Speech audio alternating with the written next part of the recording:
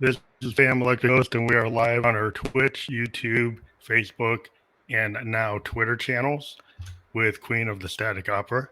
So thank you for showing up for your first interview. Thanks for inviting me.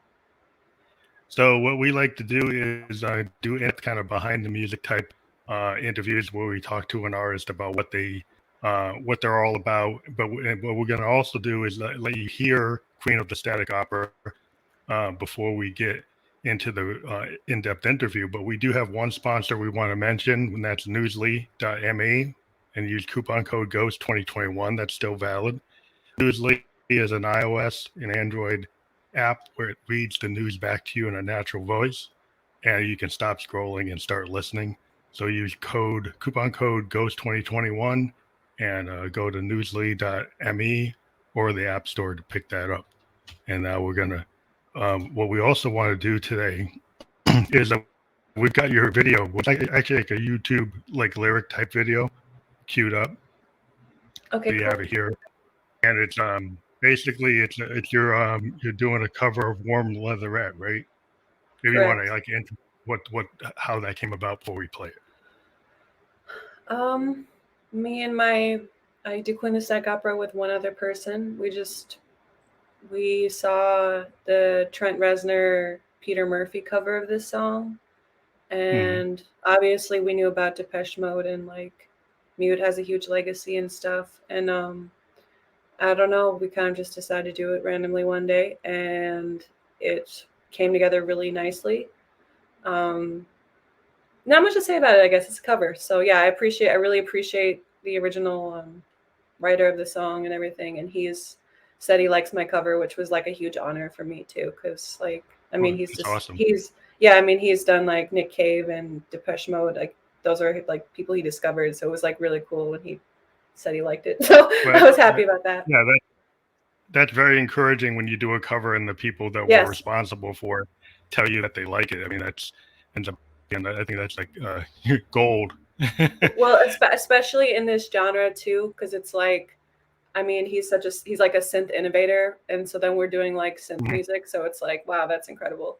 That's he's this genre is so new if you actually think about it. So it's yeah, that's a legendary person. So yeah, it was awesome. I'm happy about it.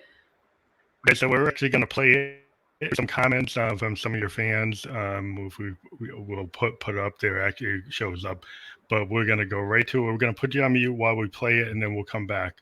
All right? Sure. I'm going to try to host this channel. So here we go.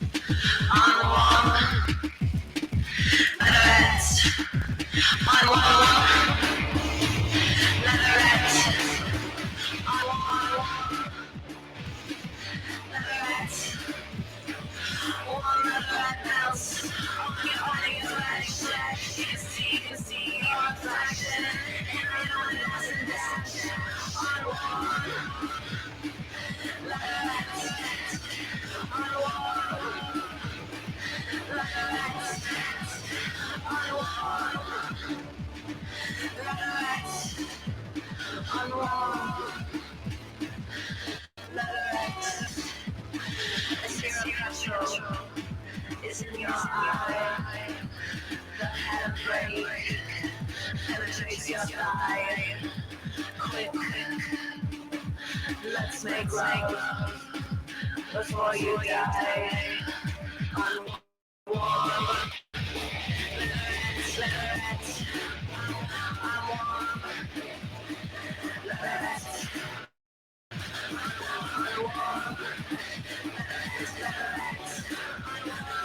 warm leatherette. I'm warm leatherette.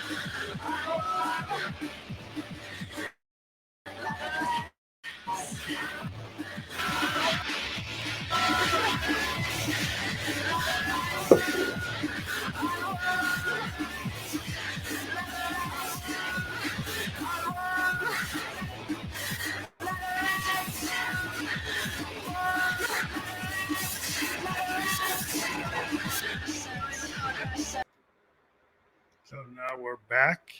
You can hear me? Yep. Yep, I can hear you. Yeah. So that's a really good. I think that's an awesome cover. I can see why that you had the praise for it, because it really it's a different take on it, but it has a good feel to it. Yeah, a lot of people really like it. Even like it feels like it's been like people, if anybody, if like a random media of any kind finds any of my music, they always go to that cover. Go to So I that guess one. they really like it. Yeah. Yeah, it stands out. It's just you did something really. You did it justice, and you had your own spin to it with the way your style. So it kind of brings out the style, and we wanted people to hear you. So now they've got a good idea of what you sound like. Because sometimes we used to do interviews and we didn't actually play the music from the bands, and it was like, well, people wonder what we're talking about. So one of the first things we like to ask in the art that comes on the show is like, when did you first get into music? Like, what age did you think that is the start of your journey into music? Well, I always wanted to do it. My dad he was a guitar player pretty professionally, actually. So I had grown up with like a lot of really cool like rock star legacy photos, like with my parents' photos. I meant stories, but both of my parents were in a band and stuff. So Okay, so it was like I natural. remember I tried to like play the piano. That was like the first thing I tried to play because we had a piano in my basement and my parents would have band practice, and I would try to like make up songs without really knowing how to play, and I play like the xylophone and stuff. Just like weird little toys. I wanted to be in the band. So I guess It's cool from to have there when parents. I think it's good to have parents that encourage you, but a lot of people look at the arts and they're like, well, you can't do anything with that, so they don't encourage you, right? So it's cool to have parents that actually were in it, and so that must have been a really a great lift for you wanting to be in it, because sometimes you have children of musicians, maybe they don't want to be musicians, but in your case, you did feel it. You felt like yeah, you wanted to be part of it. yeah, absolutely. And like my sister, she didn't, I mean, she loves music, but she wasn't like trying to play music. So it is like me, I just wanted to do it. Like, yeah, she had theoretically the same opportunity to try to learn it, but I wanted to do it. Um and yeah, my dad and I were really close.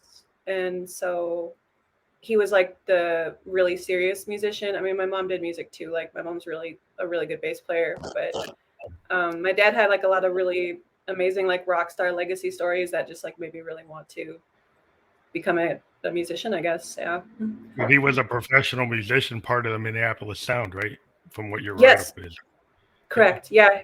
hmm He yeah, he knew Prince when he was a teenager. He opened up for like Tina Turner, and like he had like a really incredible like career. And I hope someday I can have a career as incredible as he had. Honestly, that's what I'm trying to aim for, because I'm still not quite there yet. But he does inspire me for sure. That's interesting, because the whole Minneapolis Sound, I mean, that's kind of why I'm a synthesist. You can see all my synths behind me. Yeah, But yeah, I heard. but it's like, yeah, Prince was like one of my big inspiration, besides like Parliament, Funkadelic, and Herbie Hancock and people like that. I grew up listening to like Stevie Wonder, and then like, oh, I want to do that. And Yeah, my dad wasn't a musician, but he had an amazing record collection. He had like all the Motown, all the Stax, all this jazz. and he just had like a really nice turntable, good hi-fi system, and he liked to listen to albums all the way through, and he would like encourage us to like, yeah, this is cool. That you sit down on a Saturday night and listen to Brubeck or listen to Sun Ra or go listen to Funkadelic, and he would listen to the whole thing and then turn off the TV and say like you should check this out. And I thought that was really cool. And he was never a musician, but he was a fan. He was like a music fan, and I think that's kind of interesting. I picked up on it like the way you picked up with Dad. Yeah. Well, I mean, my dad was also like really good at being a fan too. So that was another thing too. Like he had just like this endless like encyclopedia of like musical knowledge. So like he passed on, but like before he passed on, we were always like talking about music. And that's probably like, yeah, that's probably a huge factor in how I learned like what being an artist really means, which is like some people think they kind of want to be an artist, but but they don't really. It's like so much more Yeah, than the surface. You know what I mean? It takes a lot yeah, I of think dedication. yeah, that's A the lot of kind of next question I get into it is like when you're talking to creative, artists like yourself, like you can be a musician, but then you could be a musician that's like a studio musician, or you could be a yeah, concert pianist, go to a different avenues. conservatory. Like, yeah, what made you realize that you had a talent and you wanted to write your own material? Because some people will get into it and they'll be a singer and they'll work with other people who write the music, but the singer songwriter has always made me very interested in singer songwriters because I kind of grew up in the 70s, a child of the 70s, and that's the age kind of the singer songwriter. And Hmm. that to me was like that's like the complete musician, because then you feel like they're telling you a story that's a lot of who they are. Because it wasn't like in the old world, you know, Sinatra was singing songs that other people gave him, and the old style of music in the 50s and the 40s, like it was singers didn't write the songs. In most cases, other people wrote the songs. So, what made you want to be like a singer songwriter? I totally agree with what you're saying. And I have thought about this a lot. When I guess, like I said, I tried to play piano at first, and I would play piano while my dad just would like play guitar, and I would kind of try to play along. Then I learned guitar chords, and I learned I could like put together songs, and I was like 10. And that's when I just started writing songs. And I think I started writing songs. Honestly, I'd always kind of written like poems and stuff, and I tried to sing them always. So it was kind of natural to me. I thought like you had to write songs. Like I thought that was just Yeah. part of it. And my dad really emphasized also like that's a really important part of it. I mean, my dad was a songwriter. Like he was a good songwriter, but besides being like a really good guitar player, he actually like wrote the song in his band that had like a Billboard song. He had like a Billboard 200 song in like the 600 like 60s. And he wrote the Mhm. song when he was like That's 19. cool. So like That's awesome. I think he was always like all those skills like singing and guitar and drums, that's good and dandy and great, but like a song is like the most important part. So that's what he always kind of said to me, I guess. So that's probably why I got into it. And I was really good at like with words and things like that, Hmm. and I still am. So I have stories to tell and stuff like that. Well, I think And that's the core. Yeah, sorry. Keep no, on going. I was just gonna say, yeah, he gave me confidence in my songwriting too. I think like he noticed I had a talent for it almost immediately. So Mhm. I just kept going on that path, and I'm still a songwriter to this day. Well, that's cool that he inspired you, encouraged you, and gave you kind of that path. And also, like, being a child of the 70s is like the Beatles were kind of like, and even today, when I interview bands and artists, they always talk about the Beatles just because of their songcraft of Lennon, McCartney, and Harrison, and even Ringo Starr. They're just the kind of classic power pop or, pop music that can just transcend and be so popular, but have some depth. And I think that's the whole core of being a songwriter is like you put together a song like the way the Motown guys used to put songs together. Just they had those beats, they had the lyrics, they had the vocals. Yeah. Like when you're trying to craft a song and it's got the structure of a classic song structure, even whether it's pop or soul or any of the big art genres. It's just like it. Sometimes today it feels like some bands are kind of stuck in like clips or just the hook, and not Yeah. thinking about the kind of classic sound structure that you get from the late 60s and 70s, but I Yeah. digress. No, I agree, and I think it's funny because I never think about structure anymore because it's so like in tune with me. Like I know like how long a verse goes, how long a chorus goes. Like I don't need to think about it because I've been doing it for so long. But I think I'm guessing my dad must have taught me when I was young because I don't know how I figured it out because I still know it. But yeah, I totally Yeah. agree. Yeah, And today we're living in an age where there's so many different genres where you have, like EDM and trance and hip hop, where sometimes the structures are, you never know. Because I mean, hip hop, you could be coming from a jazz place, you could be coming from a funk place, so it could have yeah, the same kind of structure. But either types of forms where they're stuck into the drop, they're stuck in a kind of a repetitive structure, even if I you get would. into like, yeah, I was I unless kind you're of like. like sorry. I didn't mean to No, talk but over what I'm you. saying is like I think there's a lot of cool things and there's modern music you can get into. You can say, well, that's the way it is. Trance has that certain structure, or trip wave, or EDM, or any of the big beats, whatever. There's all this structure, but I can go back to new wave, and I Yeah. love the kind of structure of new wave music. Being a synthesist, it's kind of like, oh wow, I heard Joy Division, they became New Order, Depeche Mode, named, like The Cure, all those bands it just felt really interesting. They took that kind of post punk spirit they was coming out of the Clash and the Sex Pistols and even Brian Eno stuff in the 70s, and then finding a way to not do what Yes and Funkadelic did, which was do like Grateful Dead 10-minute, 15-minute songs, but actually Yeah. create pop songs, songs that Yeah. were 3 or 4 minutes long with those progressive techniques from those synthesizers, and being able to bring funk and other things in.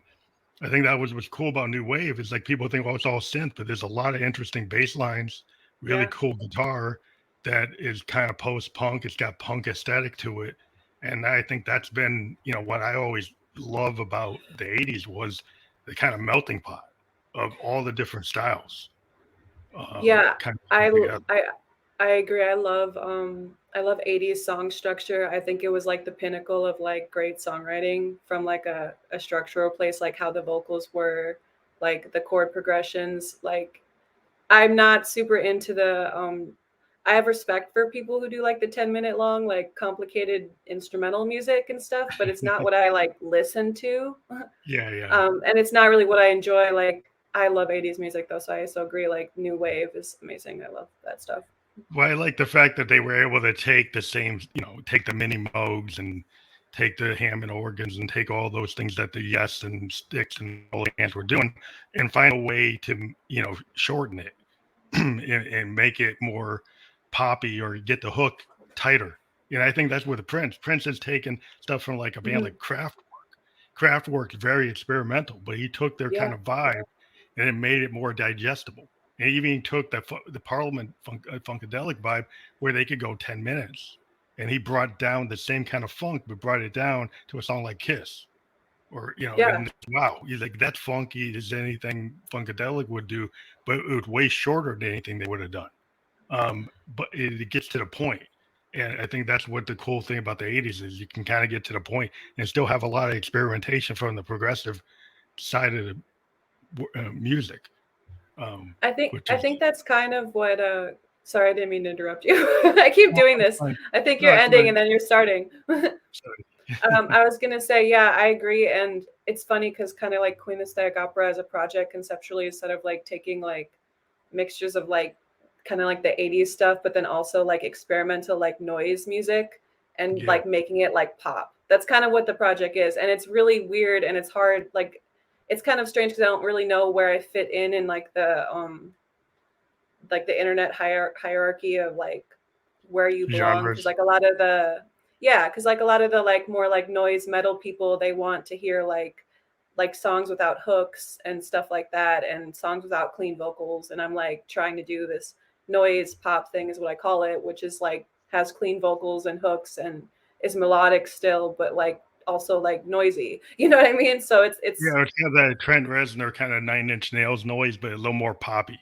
yeah, So you pretty got much. like you got the Grimes kind of reference, if we're Yeah. going to talk about like reference points. But like Trent Reznor is a big influence for me. I use a lot of tools in my synth design. You know, I use a lot of make noise, Eurorack type stuff to try to get that weird dissonance. I like one thing about synths that is interesting with what I like about Trent Reznor is like synth pop when it started. You know, you get bands like The Cure and they kind of poppy, and then you get a little Yeah. more darkness for a band. Well, a band like Joy Division is a little dark, you know, and then you get the Depeche Mode is a little dark. But Trent Reznor takes that and it has a kind of punk edge, like a death metal edge, but it's synthesizers Yeah. that Pretty showing much. that you can be have an attack on a synthesizer that's as heavy as the Clash or as heavy as any like you know as any of the death metal bands or even like you know Deep Purple or trying to hit hard. You know, you're trying to hit something, and sometimes synthesizers are looked at as oh that's a pop machine, you know that's a dance machine, but True. you can actually have a dirtier sound if you use like a Moog and you're running through filters and you're running through all kinds of weird things. You can get it sounding distorted as hell. Yeah. um, No, I and agree. and I kind of I like to do that. Yeah, no, I can hear it, and I listen to some of your music. I can hear that for sure. Um, I totally agree. I think because my dad was a guitar player too, like I went towards electronic music, but I wanted to do something alternative still because I do play guitar as well. So like I have that sort of like rock adjacent like background, but I don't want to do just that kind of music because I don't listen to just like guitar metal music. That's not a lot of people meet me and think that's all I like, and that's just very inaccurate. Like to what I actually like, which is why I do kind of like cross a lot of genres in my music. Like my music has a lot of different influences, and I've always like even before I had my bandmate, I was always like I want to do every kind of music. I don't know why I can't. I'm from Yeah, Minnesota. We have Prince there who did like all yeah, kinds yeah, of music. So to yeah. me I it mean, was like why do I need to limit myself? But it is a marketing tool. Like you have to somewhat market yourself some way, but I don't want to yeah, like it's just limit the kind of actual hard. sound. Because the problem is, like, if you put yourself as an electronic musician, some people just think it's like, oh, that's EDM, right? Yeah. And I've Yeah. always kind of been in that problem where that's why I came up with the idea of expansive sound because, like, I like jazz, I like punk, but then people see my synths and they think I'm just going to be doing a rave, and that's not exactly what I'm going to do. I might go into like a Genesis, Peter Gabriel Genesis, 10 minute Yeah. song. Awesome. I like to do that old or a Pink Floyd type of thing, right? Hmm. I like to go there, but you know, everybody thinks, oh, you're just gonna. Because I always tell people like electronic music started with these guys on these like Keith Emerson on these massive like modular synths, and you know, bands like Pink Floyd doing this serious experimentation, and it wasn't just about dance music or happy music. It was very jazz kind of experimental or classical kind of structures in it. And that's where I think the cool thing about the new wave is it made it, like you said, more digestible.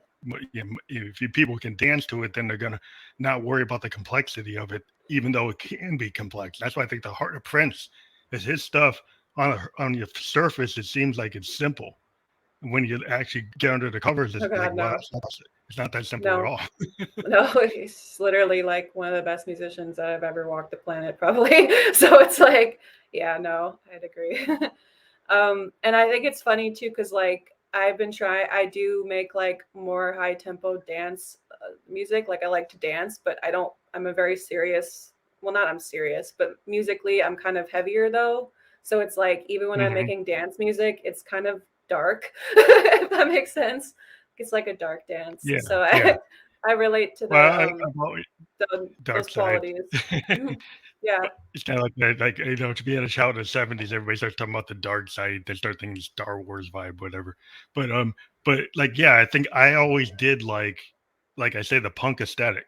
Even though I'm a yeah, synthesizer player, and they say, what's that? me You know, what's too. that got to Me do with too. punk? I like you know bands like the Replacements, bands like Who's Could Do, Yeah, you yeah, know like anything on Sub Pop. I was like, and it was like, why are you listening to that? You're a keyboard player. It's like, because I'm getting inspired by their kind of hard edge, and I want to bring that kind of like what Trent did and what Brian Eno used to do with Bowie. If you listen to yeah, some of the experimental stuff that Bowie did, it's like very out of left field, but it had a lot of punk in it. Kind of it was like new wave before new wave. Brian Eno and what they were doing in Berlin is like that is like at the beginning in some ways of the new wave, the stuff that they were doing. Um, but yeah, I think it's just interesting when you have a little bit of a dark side to something. And Yeah. even if you could make something like, I think Churches is really interesting to me because they have this kind of very poppy sound, but the lyrics are dark. And if you read the lyrics, they're like, wow, that's heavy. But the song seems poppy, but the lyrics Yeah. are super heavy. I kind of like the dichotomy of you could either do the reverse of that, but Yeah. it's kind of cool to do that. Yeah, I love the combination of like really dark things and like things that aren't supposed to go together with it. I think that's Yeah, just great. That's totally like that yeah, the way you 100%. like to do things. I can relate. Yeah, I can definitely relate to that. So 100%. so when you're writing a song, like I think we talked a lot about your reference points, but maybe you want to talk a little bit more about your influences, Sure. just to let people know. Man, there's a lot of them. So I guess I take from a lot of kind of like I was mentioning. I guess I love all the like really good artists. I love like Bowie and Kate Bush and Nina Simone and like like the people you were saying like Joy Division and Depeche Mode and all that 80s stuff. Um, love of course Nine Inch Nails. I love a lot of heavy metal music. I love a lot of I love like hip hop. I love like funk. I'm gonna say I love all kinds of music. I don't know. There's like a lot to say. Trying to Well, I think think like being a fan is the core of being a musician because I think the more things you listen to as a musician, the more innovative you get. Like if you just stay in your lane, then you true. might be the best person. Like, a blues guy might just stay in the blues. But a lot of times they'll branch into jazz, branch into soul, and maybe branch into a little bit of rock. And when they do that, then it gets wider. But if they just say, well, I'm just going to do Delta blues, that's all I'm going to do. That's cool, but you stay like in a little niche. And some guys want to stay in a niche. That's okay, fine. That's what they're known for. But I've always been very interested in people who have phases in their career, and when you go from one record to the next, they kind of are growing as a musician. And you're like, oh, this is this phase. Like Miles Davis had different phases. He was doing the bebop, they did the fusion, Mhm. they did the free jazz. It's kind of cool to see somebody go through phases. I want to do that personally. I want to do like several different kinds of projects. I'm going to do like an electronic, more like lighter project. I want to do like a more like metal sort of based project. I want to do like I've been a like a lighter, more like experimental kind of like songwriting story project. I have like a Hmm. lot of the ideas kind of, Oh, but like a concept album. yeah, kind of like yeah, like where it's like a full out concept and the kind of thing where like a song, it's every song is like a little story and it's like completing the whole Like story. Tommy or Quadrophenia, or like in the 70s, well, in the 60s you have Tommy, and then in the Yeah. 70s the Who do it again with like Quadrophenia, and those to me are kind of like the peak of Pete Townshend's like rock opera tendencies. And then you get Pink Floyd doing their kind of pseudo rock operas. They're kind of a little looser than what Townsend put together. And then you have bands like Styx that did things that were kind of okay. Is that really as tight as what Pete did? But yeah, I mean, in the 70s, you have a lot of rock operas. Meatloaf, a lot of his stuff is like rock opera. Um, but I think it's cool to have like a theme. And in some albums, you could think like Yeah. Sgt. Pepper's isn't a concept album per se, and then maybe it is because it seems so tight, but it doesn't really have a story. But somehow they all the songs fit as an album. It feels like a project, but it doesn't flow like Tommy. It doesn't tell the story of the deaf and dumb blind boy. It doesn't do that, but it feels like a unique like concept. I kind of wonder if like they put it together later that oh this could work as a concept like when the Beatles were doing that album and or if it was I wish I wouldn't know. I'd have to like there's probably writing and stuff on it from the fans, but I did try to do kind of like a concept with my first album, and it sort of is a story. It's actually just an EP, and it was like the story of like it was supposed to be like heaven and hell and outer space. Like basically is what it was supposed to be. It's supposed to be like Like the character duality. goes through hell, and she dies, and then she is alive, and she's in heaven in the like last half. So like some of the songs are like guitar and they're like darker and that's hell. And then the more electronic, like organ, orchestra songs were like heaven. Then I next EP after that had a lot of remixes from it, but also had like, so it was kind of still in the same world. But there were a couple like new things where I was exploring like this twisted like stuff with like being a woman in America kind of thing. It was sort of Oh like yeah, this, like a there's dark, a lot of content for almost that. political. Yeah, almost political. Kind of like about sexual politics and stuff like that. And Mhm. I want to do like more fantasy concept albums though, because I'm not necessarily interested in being like a political artist, because that sounds awful. I don't want to sit and talk about politics all day. I'm No, much it's more kind of like interested in like, I think even Dylan kind of got burned out. Like Dylan was known in his like Arlo Guthrie, Woody Guthrie stage as being a protest singer. And I saw the I would not. I saw a Scorsese documentary, and he was very uncomfortable with being called like a political singer. Though I mean, his music is inherently in the '60s. Some of it is very political. Um, and then he kind of went into more singer-songwriter abstract stuff when he started doing stuff with the band. You know, it becomes more Americana, more abstract, weird concepts, telling stories, but they're stories about stuff happening in the 1930s and 40s. He just starts creating all these like weird characters and stories, trying to distance himself from that kind of protest music. But then once in a while, he would come back and do something like Idiot Wind, I that think actually has statements in it, that you could relate to different things going on. But um, yeah, it's just interesting. I think it's as an artist, you kind of like it's like how you feel at the time and the age that you're in. Some yeah. things might drive you to become more political. You might not have expected that you would do it, and it just Yeah. happens. That's kind of what happened with the Make Love to America Gently with a Chainsaw. When I say it out loud, it sounds so funny. But that's kind of why it just sort of like happened that way. But I have no interest in like being a political artist. I don't want to talk about politics. I want to write like fantasy stories. For me, it's kind of been like about escapism. I really admire like you were kind of saying, people who create characters for stories. Because I love writing too. Like I'd like to write a book eventually. Um, or maybe even a couple. That's why I'm really drawn to artists like Nick Cave and things like that, who are very character based, but Sure. still have like great instrumentals and still like really exciting music. I like music that's like an exciting experience. I don't like to, I'm not going to write something that makes me fall asleep, which is why it tends to be kind of on the darker side or the more dramatic side, because that's usually what happens. I like really dramatic chord progressions. I like really dramatic stories. I like characters. So yeah, I mean, my next project will probably, I still do write from my own feelings, of course, and it has to be like a character you relate to, but it's word wise. And when writing a song, like when the song is in its initial forming phases, if I don't have like a strong imaginative idea of like what the song is, it's not going to interest me to keep working on it. So Mhm. having characters and stories and things like that helps. Even So if I am you're exploring something personal, like it does help though to have like a sort of like a fantasy version of the story in my head.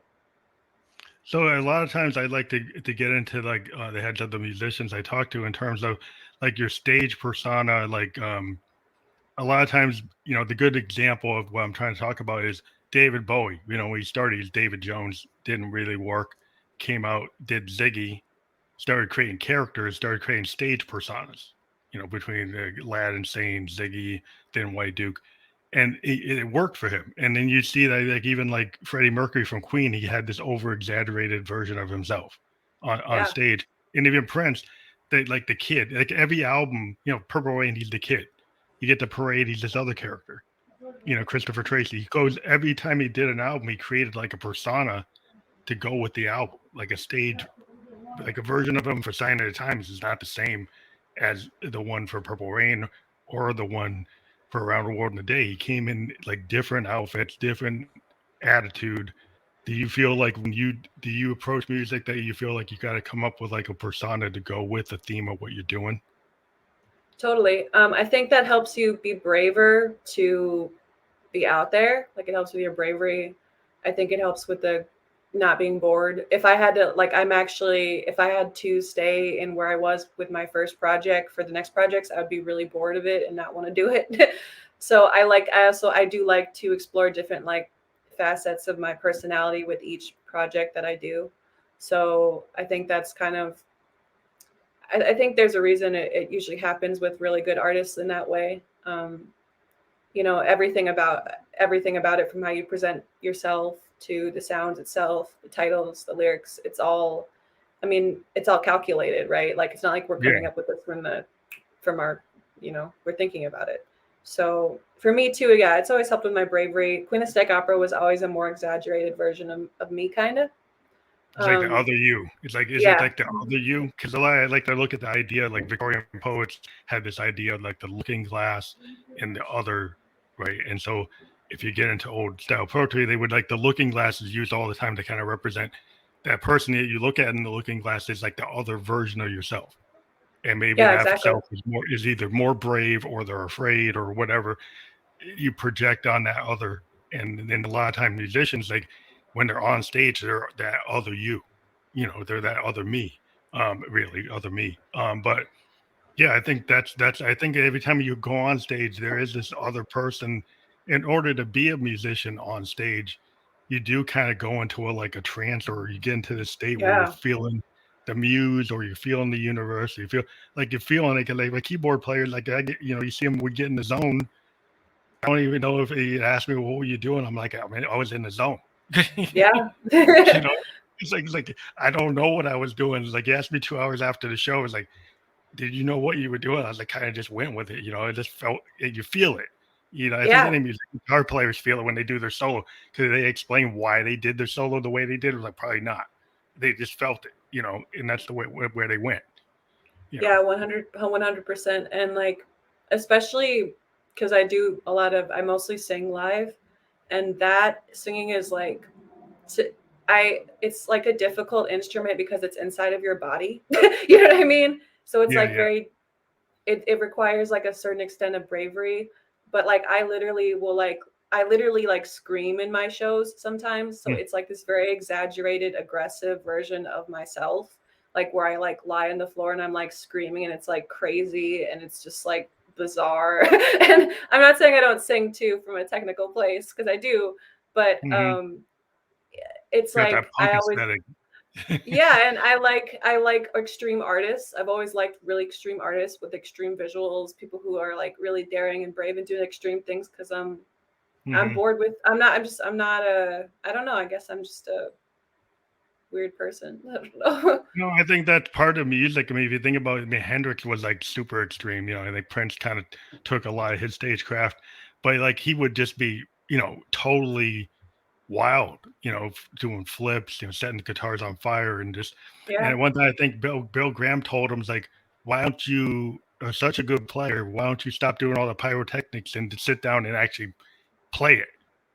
Like, I think one time, and then he got pissed off at what Bill Graham told him, and he said, okay, I'll do it. So he did one set without moving around.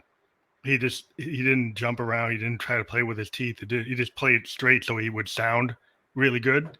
And then he said, was that cool? And he said, yeah. Then he went to the next set and he was just jumping around, flipping and doing all the stuff that he liked to do. You know, they made him like the stage performer version. It's way more fun. I mean, I took dance classes and stuff when I was in high school. So like, I also can move around on stage and I like to do that. That's why I was saying I like up tempo, even if it's dark, but I want it to be like up tempo and danceable, because that's like a huge part of why I like music. Like, I want to be able to move and groove. It's not like a thing where I'm just like sitting and like, sad. That's not my personality. Yeah. It's not what I enjoy. Like, I'm sad. I mean, it's dark. Like I said, I'm not from like I'm not from like a bed of roses or anything, but it's fun.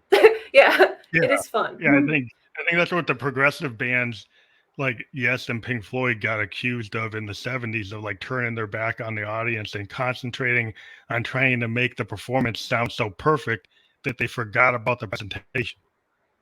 And then that kind of drove the punk movement to say like I don't have to be Jimmy Page, I don't have to be Dave Gilmour, I don't have to be Robert Plant, I don't have to have these great voices and this great technical ability.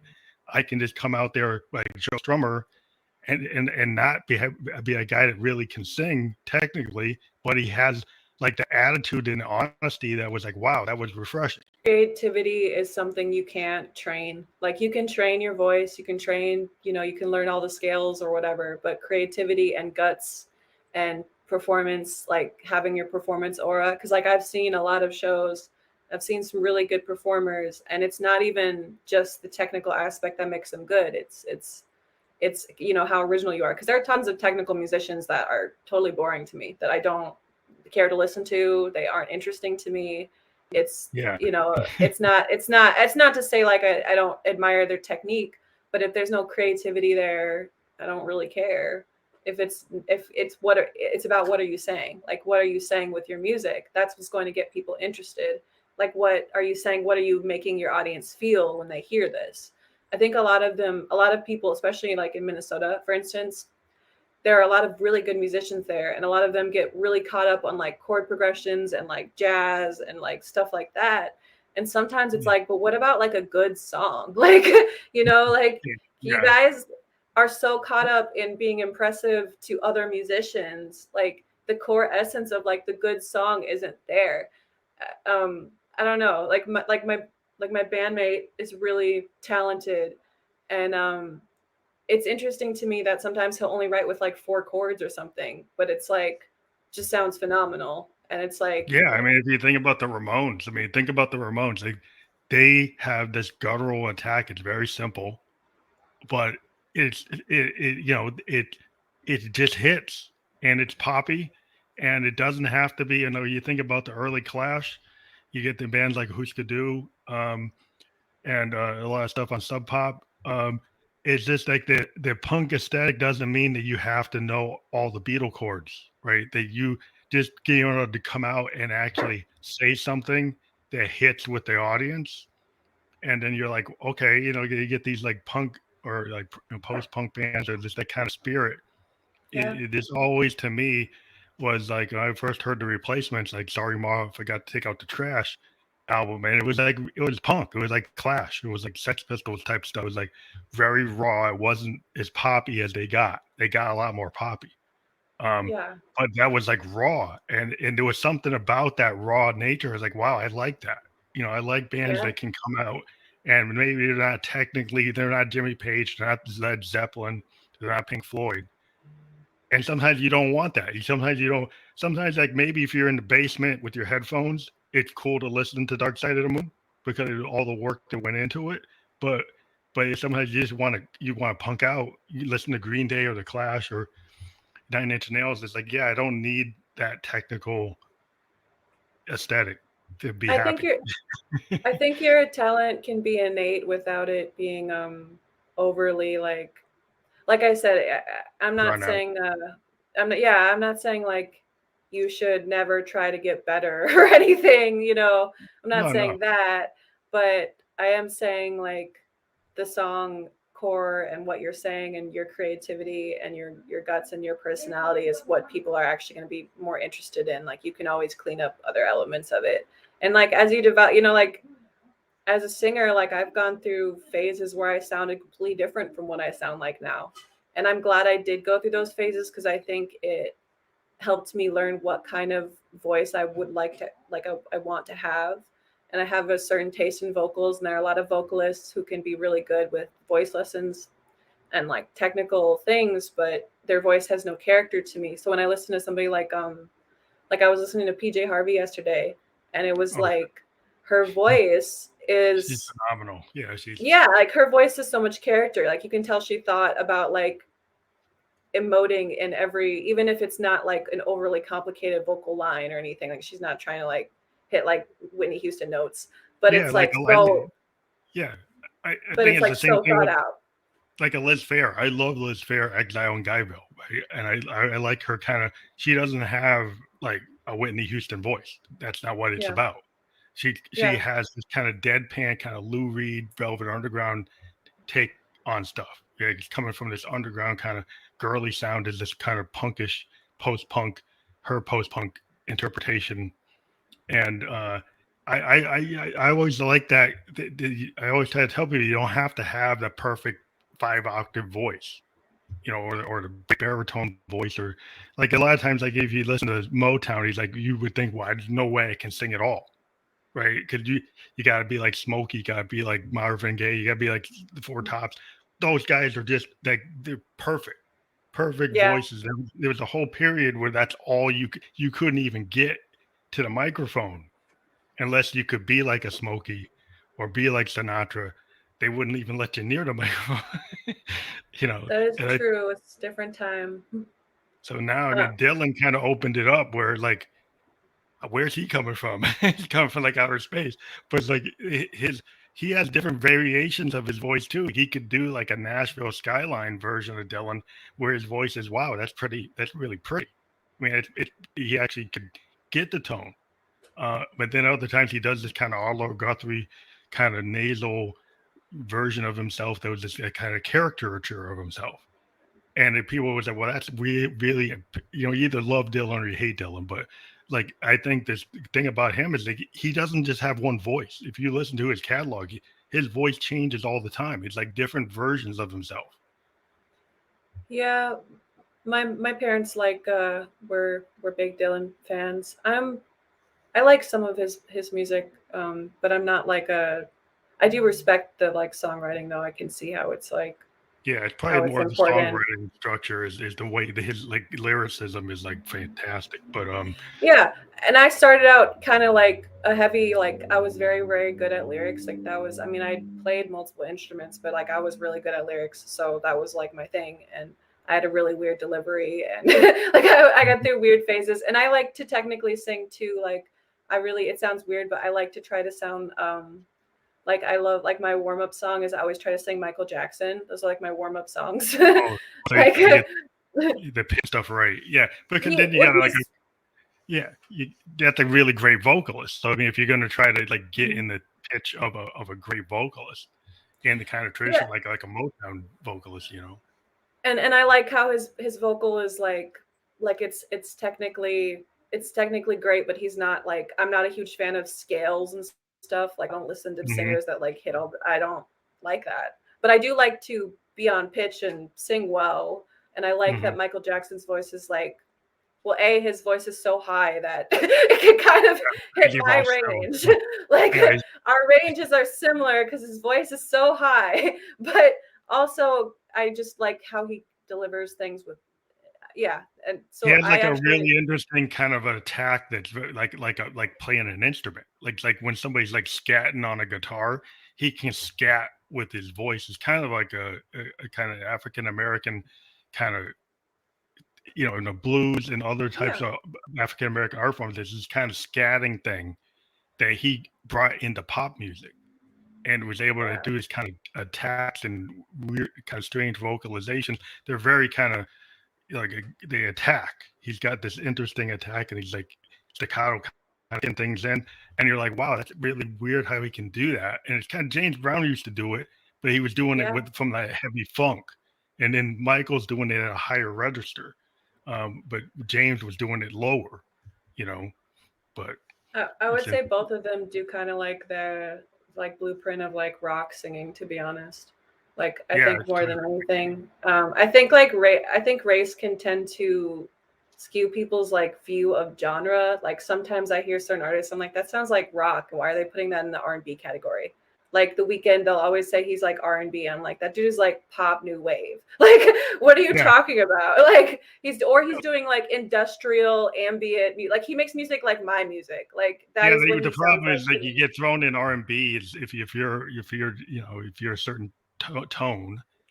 No matter what you do, they throw you in R&B, even if you're doing like like if you're doing like a punk thing, if you're coming in and you're doing something really industrial or heavy punk, and then they're like, oh well, that's a black band, so they're like they can't be on the rock station, and that was kind of like when Living Color kind of tried to show me that you could be a heavy metal rock black band, and everybody's like, wow, you can. I didn't think you could. Well, you forgot about Hendrix. I mean, like, You know, literally invented the genre. Yeah, that's why it's when people pretty say, "Well, ridiculous. rock is this," and it's like, wasn't Hendrix like a rock god? Yeah, for sure. He was It like, was like, he was everything. I so it mean, was like for me. my I first always guitar was like a replica of one of his guitars. Like that was the first guitar I ever learned on. But yeah, That um, always kind of gets me because, like, I think the cross genre thing or people trying to stay in lanes, I've yeah, always been very against. I've always like, yeah, why don't you take like a Nashville country song that Johnny Cash did and the train thing he used to do with his band, how they could sound like they're a train.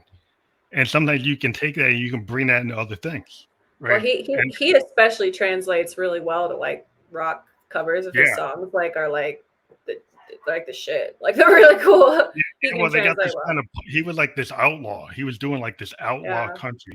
He's the original outlaw country, Man in Black. You got the train coming talking about Folsom Prison. He's going, it's like he's going there, and he's always kind of identifying with the bad guy. He's always yeah, saying, like, yeah, I'm the boy. The whole song of the boy named Sue is like a story of like this, like, criminals. it's And he's very. kind of, His attitude was talk. very rock. Yeah. Yeah, it's a very rock attitude. It's kind of like the Stones. It's like a Keith Richards Jagger attitude, you know. I But I think in some ways like rock in the traditional form is kind of dead, but the attitude like lives on and is going to like evolve in many other ways. And that's why like I'm not interested in doing a traditional rock band is because I want to be part of the future of music. I don't want to be part of the past. And to me, it's kind of like we've already done that so many times. To me, I hear more innovation coming from like the beat, the beats like more that are more popular in like in hip hop right now or like in yeah, synth pop, even like some of it, the stuff that's coming out like sonically, not necessarily what they're saying usually, but sonically fucking like very evolutionary like stuff. I want to be part of the future. I don't want to be part of the past. So that's why I never, even though I do love that stuff, I'm not saying anything against that stuff, but that is why I never, that's why I didn't commit to like a real rock band really. I think it's like a real rock band, like a modern take on a rock structure, like a modern take on a Led Zeppelin. Doesn't have, maybe it's not Zeppelin. Maybe it's more coming from like a Guns N' Roses thing, because the Guns N' Roses, everybody said bands like Guns N' Roses when they came out couldn't happen, and then they happened. Or like even like a Def Leppard, like Def Leppard showed up in an age where bands like that weren't really doing well, and then they came on the scene and like bam. So once in a while you'll get like a Def Leppard or a Guns N' Roses. But lately we haven't seen that. We haven't seen another band like that break through. So it seems like, oh, rock's dead because we don't have another Axl Rose. We don't have that. Um, but I you think never know. Somebody might be inspired and come at it like the way Nirvana came on the scene and kind of brought back punk with grunge. Everybody thought punk was never going to come back. that's true. I mean, I think like I think, like I said, I think if it does come back, it's going to come back with synthesizers. That's like what I personally think about it. Like if we ever had another Nirvana moment, it would be like with like distorted synthesizers and Yeah, probably I some kind of weird stuff. genre meshing. If Kurt Cobain was like now, it would be something like that. Like he would Well, probably yeah, he'd probably be using a Moog or a Prophet running through a like Eurorack, he'd going through probably like like he'd probably like rap and scream. Like he'd be like one of those like screaming rappers. That's what like Kurt Cobain would be now. That would be cool. Like we need to find somebody who has that kind of like emotional authenticity. Maybe there are people. I guess I'm probably like Yeah, I I think mean, I there are. think in the underground, I talk to a lot of emerging and underground artists, and I've talked to like some Australian rock bands that nobody knows about, right? And they're very inspired by like heavy metal, but they're coming at it from like an Australian perspective. Or I talked to some bands like in Berlin, and there's like a heavy metal scene in Berlin, and it's not just industrial and electronic. There's actually a lot of rock going on in Germany, and I'm like, that was really interesting to me because I wasn't hearing it here. But when I interviewed the bands, that was like, wow, Oh so yeah, there's a lot of cool Germ- stuff going on. Germany loves like industrial and metal. Yeah, there's a huge like goth scene in Germany for There really, sure. very much into it. But then I talked to some guys in the Netherlands or Iceland, and it's like synthwave. It's like new Hmm. wave stuff going Yeah, I on. can But see it's that. like every scene's different. But That's true. In America, we have all kinds of people. I think because America's so big, it's different too. Depends on what part of the country you're in, determines how popular something is there. I mean, like like I've never grown up somewhere where country was really popular, for instance. Like I've never grown up somewhere like that. But if you look at the sales, country music sells so much. Like yeah, it's like it's hitting like sells so much. hitting the So South and who? the middle of America. They're like totally country fans. They're like fanatics. Yeah, and They're I'm just like, so into I'm, and I'm like from Minneapolis, so we're like, I don't know what the country, what the fuck is that? Like, Yeah, I don't know yeah. anybody, not besides Well, Johnny Cash and like a couple of people. I like Dolly Parton, like Johnny Cash. That's about it, really. but I mean, my mom was from Morgantown, West Virginia, so every summer I would go to the coal mining area, and all you heard, I was living in Massachusetts most of the year, and then I go to Morgantown, West Virginia, and all you hear is like Waylon Jennings and Johnny Cash, and you see like all the old school guys from the Grand Ole Opry, and they're watching the Grand Ole Opry. Like I come in there like in Massachusetts, I'm not watching that. I show up in Yeah. '74. My grandpa's like, sit down and watch this. I was like, what's this? It's like, oh, it's the Grand Ole Opry. I'm like, I don't want to watch that. I don't want to watch that. But I kind of like force fed it, and I said, well, it's not so bad. For 2 months out of the year, I had to listen to it, and I said, well, then I started to like appreciate some of it, and and, There's some and realize, seriously talented songwriters. A lot of it's not my thing, but some of the like a couple songs, like I like Johnny Cash and I like a couple Dolly Parton songs. I think Glenn that, Campbell, some of the Glenn Campbell stuff is pretty cool, but yeah, yeah, it's just your taste because like some people can get into it. Like if you're coming from a punk aesthetic and you say if I tell some kid I like Glenn Campbell, they're gonna give me the look. It's like what? It's that's like true.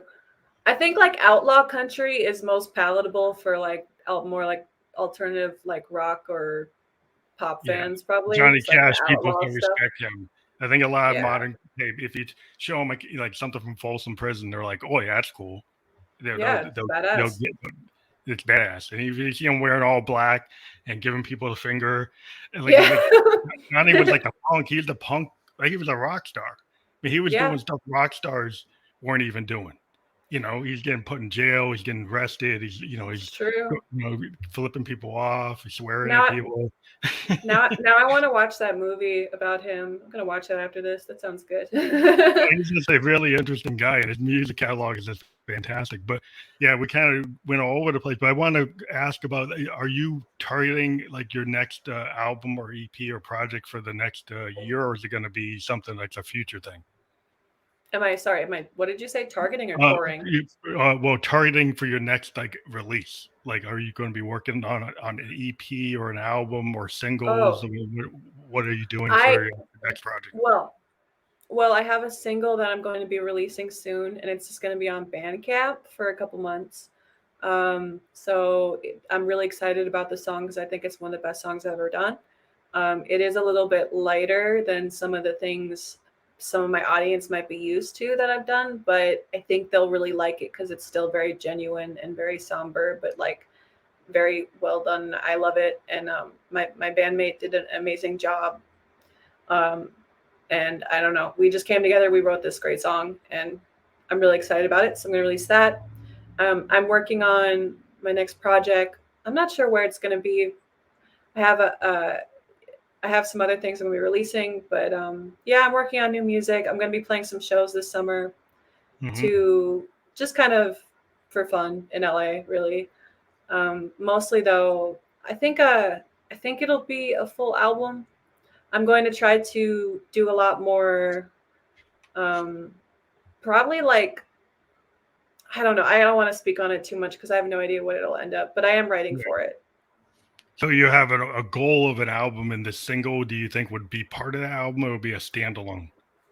No, it'll be part of the album for sure, and we're releasing that soon. So I'm really excited for that to be out. But yeah, and I'm gonna be I'm working on new music as we speak. I have a couple songs that are for sure going to come out, I think. And yeah, I'm really Are you excited. booked for like any summer shows? Yeah. I am going to be announcing I'm going to be announcing some nice LA shows probably like tomorrow, to be honest. Oh, cool. Yeah, I'm playing at like the Mint and Bar Sinister and like a couple cool venues Okay, if in you have any of LA. that, you could send that to me, and I can include it in the podcast description if you want any hype for it. Because I can, if Sure. you've got details, just send it to me. I will be publishing in like the next hour, so in order for it to be part of it, I need it in the next hour. But Sure. if you got that list, just shoot it to me through our normal communication, and I can include it. Okay, yeah. Yeah, I will. And I'm excited to do those shows. It's going to be like going to be doing some live mooging. I'm going to try to, and some Cool. singing, That's all. and yeah, mostly probably just like some dark bass noises and stuff. But yeah, like I'm going to try to put together a hopefully pretty creative show. And I also have a show that's a virtual show um, on Sunday with this company that has a that kind of I Oh, kind of have like a sponsorship thing with or them. online? It's an Yeah, online thing. Yeah, that's yeah. This cool. is an online show, Ursa Live, which I put on my Instagram. If I really hope people can attend that because that'll be cool too.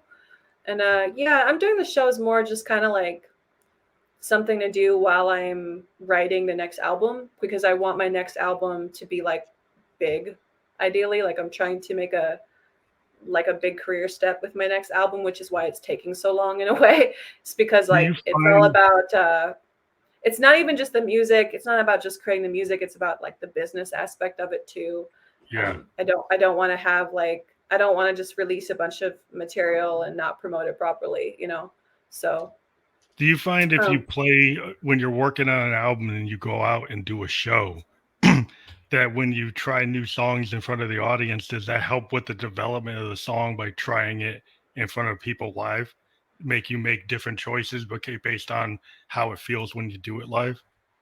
I think yeah, I think it helps. I think playing live can help like a musician figure out kind of like writing wise like what people want to hear in those kind of environments too, especially like that was Mm-hmm. why one of the things I realized when I started playing live, I was like, man, I have too many mid-tempo songs. Like I need some higher tempo songs because To like get the crowd going.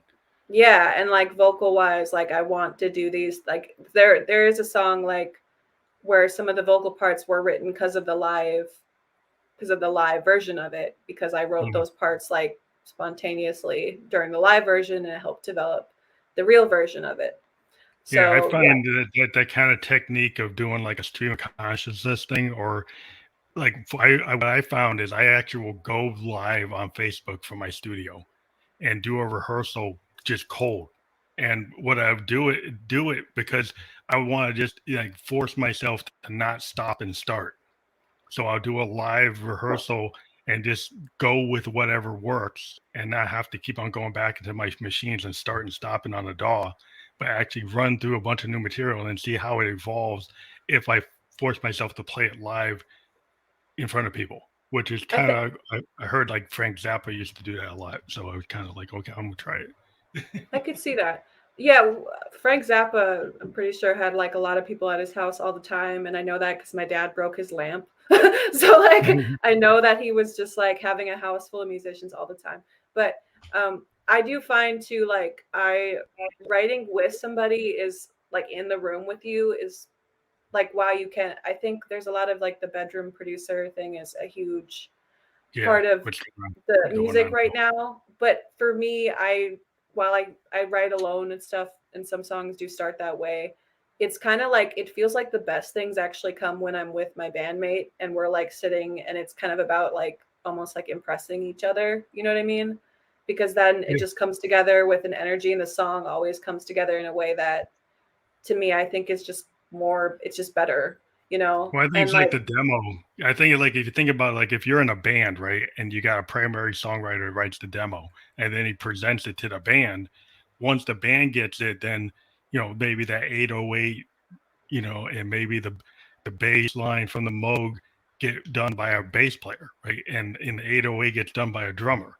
And so oh yeah. suddenly what happens is the demo could be still used as a song, but what happens when the whole band does it, it changes it because each musician's talent comes to play, and then it usually enhances it because if somebody's been a drummer for 20 years or 10 years or whatever, they're going to do something you can't do on an 808, or maybe a Yeah. bass player is going to do something that you couldn't do on your Moog because they can do stuff, on the strings, but even those people who like are known for playing like 12 instruments and stuff and sitting alone and being able to like write, all those people worked with other people, like mostly everybody. Like, because sometimes it's better to give it to somebody else. I mean, you might give the line, you did a good line, but the other guy interprets your line better than you. Yeah, exactly. Like, even if it was your core idea, like some of my songs, it'd be like, I just like wrote some chords or whatever. And then my bandmate like got and I wrote my, the vocal, and I had the song, and my bandmate took it to like another level because we did it together, it creates a whole new, better thing. And I mean, like that's the point, right? Trying to sound good. Trying to create something really good. Do you work with producers that like enhance your work or challenge you to kind of rewrite your work? Every song is different, really. I really only work with one person usually. Sometimes I collaborate with people, but it really just depends on the song. I guess. Yeah, I don't know. What I've found is a lot of people, if they work with producers that have a tendency to make you like rewrite a lot of the song, at least the producers I see in the way the world works today, is if you come with a demo, then the producer has a set like style that they have. And if you didn't match that style, then your song's probably getting 80% restructured to match how they do things. That's why I like singer-songwriters to kind of stick to their guns and say, I want it to be like this, just enhance it. I was going to say, I mean, it really, like, it's not typically like totally restructuring it. Sometimes it'll be like, hey, this should be the chorus because this part is really good. And like, as a songwriter, you can't really tell what is the best part of the song. But I think that's enhancing it. But what I'm saying, the extreme mode is somebody like taking all your clips and doing like a 360 change of the whole structure, which changes it from your demo. Like it's like 180-degree difference from the original demo. And maybe it's better, but I think sometimes you want, if you're like, a PJ Harvey or a Liz Phair, they tended to stick to their guns and keep their structure the way it was, and it didn't get it glossed. They kept it raw. And if you listen, that actually is kind of cool that they kept it raw because it makes them unique. I mean, I think if you're working with somebody who respects you and your craft and what you do and like understands what you're going for, they'll be able to keep like the essence of the song, right? Yeah, it's the core. And just help enhance it. Yeah, like, the essence is the main thing of what I'm trying to get at. Yeah, no, because I'm really fortunate. Like my bandmate and I really understand each other musically, if that makes sense. Like we really understand what each other likes. We have really, really like almost identical music taste, which is very rare, and you don't usually find that. I've actually worked with a lot of people. So, as Queen of the Static Opera, are you like a duo? Would you call yourselves like a duo, or is there a bigger band than that? I mean, I've played with live people before. It's kind of like a band in the way Nine Inch Nails is a band. Like I'm the front person. I'm like the Trent Reznor almost of the band. Not quite, but sort of. And but like I always will probably work with him. Maybe yeah, I don't know. Like maybe we'll get it engineered by a really professional engineer. Yeah, engineering is a whole masters it. Something like that. Yeah. I mean, that's so like its own art. I mean, I could just say I don't want to say he's like my producer because I also produce, which is why we usually call each other a band, even though if he's primarily even if he's like I'm more of the singer songwriter and he's like a better producer than me, and I'm like I'm like the front, but I still produce too, so that's why we call each other. So it ends up being like a duo because you guys are complementing each other because you got the same vision. Yeah, I mean, I wanted to do this like alone initially, but then I just like met him and I actually really liked his music. So I was like, okay, I actually would like to work with this person. And I worked with him and we thought it was awesome and we kept going after that. So Okay, well, that's great. I think, well, we're at the top of the hour, a little bit over. And for our partners, we usually try to keep it at around this time. So thank you for being on the program. And like everybody should know that we are actually going to be on Spotify video podcast.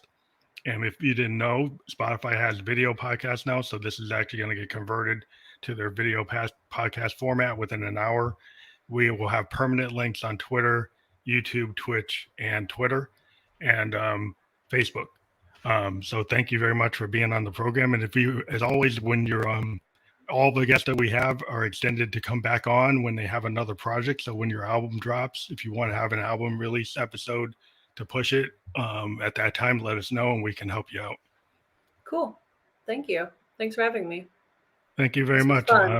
Everybody go make sure you check that link tree that's been scrolling across the bottom. We always encourage everybody who listens to this or watches this to go out and listen to the band that we talk to and, you know, download, subscribe, favorite, playlist their music. If you dig it, make sure you get involved, hitting that like button, hitting the subscribe button, hitting the playlist in it. That's very important for musicians. So please do that. Thank you very much.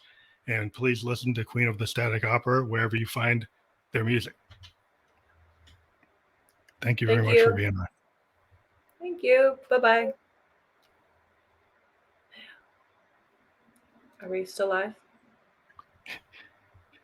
Now we're almost up. I hit the button.